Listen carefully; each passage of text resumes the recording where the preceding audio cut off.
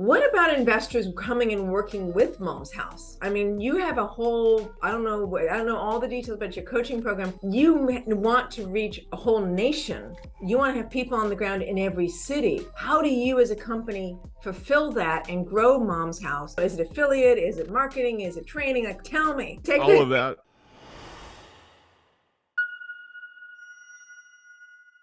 All of that is right. Every bit of that is right. We have a certification program that people go through. They spend about 30 hours with us to get that certification. And in that, I have them, the term is browbeat. I browbeat them into knowing that if you're not the right person for this, it's okay. Yeah. I use it, it's okay. And there's a lot of business owners that like to cross T's and dot I's, and they'll never go out and build the relationships. And so I used to tell them that they needed to go out and build the relationships. Now I have this, we call it hire to retire. There's a social worker or care manager in your city right now that makes 30 grand a year, has been doing it for 18 years, is known, liked, and trusted by everyone in town, and would be tickled pink to work for you for 50 grand a year. So you could, even if you don't want to build the relationships, which is what it takes, I can help you. But my perfect, like, I have a lot of power couples that come to my training. Like, he's a nurse and she's a real estate investor, and then they go together. Oh my gosh! So like their explosion. Like, yeah, we can do this because I teach them how to build relationships with over 50 job titles. Yeah. But there's hundreds of job titles, and what I try to do is make you guys not waste your time with the people. I did this all wrong back in 2011, and I'll tell myself right now. I used to walk in the front doors. Hey, I'm Philip. I'm a real estate investor. I buy houses from old people moving into nursing homes. In that sentence, I just said 3 or 4 things that are going to get me thrown out of my ear. And people listening right now probably think that's what I do, and it's not even close. Not even close. You can't do it that way. It's a different world. And I want everyone listening, if you're a real estate investor or a real estate agent, which I am both, you can still do this, but you don't walk in, I'm an investor, I'm a real estate agent. In fact, all they hear is shark when you say investor, and real estate agent might be worse. And here's why. That's how they've been fixing this problem for the past 35 years. We'll list the house. In fact, I've seen people in senior living go talk to a real estate agent, and when you figure that out, come back and see us. They literally take their customers and they go like this. You go figure that out, because we're in the care business. We're not in the real estate.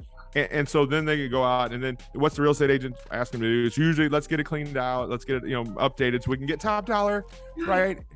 And in the past 2 years, people have been getting away with a lot because just the market's been the most insane that I've seen in my 24 years. But it just stopped with that interest rate going up. Not that I want the world to burn, because I don't, but the Mom's House value proposition, man, it is going through the roof, because as soon as the retail market slows down, now who's going to buy my house? I remember in 2008, 9, and 10, when people would beg me to buy their house, and think about that juxtaposition to the past 2 years, where if it was just, you didn't have to have a pick, it just sold, right? For over asking. If you could jet all the crap out and get a layer of paint on it, you could probably sell it, right? That's right. Right. And so that's changing again. And I remember in 8, 9, and 10, the houses that sat were the ones that were the Mom's houses, the dated houses.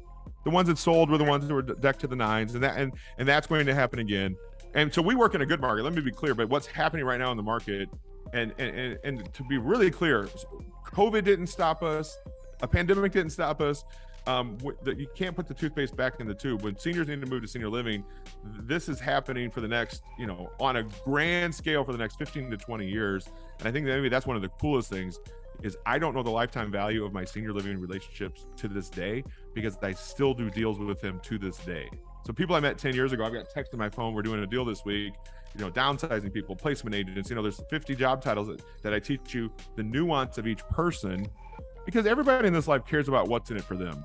They really do. But if you understand how to angle yourself to be the tool that they need for their business, that's how you build meaningful relationships. And I look at, the game at the carnival where the horses, you spray the squirt gun and the horses move across, they race across. Yeah. That's what this is. Know, like, and trust, right? It just, you don't walk into the community and dump your cards and now you've built a relationship, right? I think of any meaningful relationship you've ever had, it takes time to do it the right way, but why it's worth it will come all the way back to the beginning of this conversation was, you got to pick your lane in real estate. Do you want to get on the direct mail train, which is great. Direct mail, I'm not bashing any other type of marketing. It's just pick your lane, and you can build a business that's not tied to direct response, but you can build a real relationship business that's sustainable through any market. And that's exciting to me, because I don't lay on my pillow saying, I hope my direct mail campaign, I hope I get my money back.